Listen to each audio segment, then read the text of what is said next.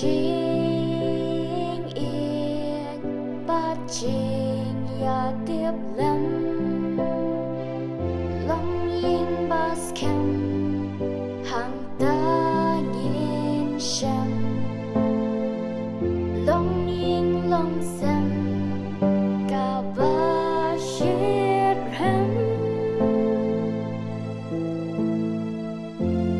chính ya tuli ba la pen scam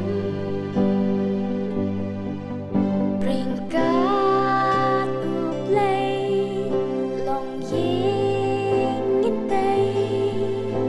compare what la nhim don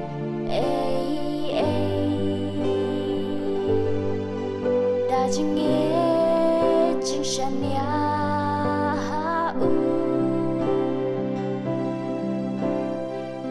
nghe sham chừng sông và chừng cơn khô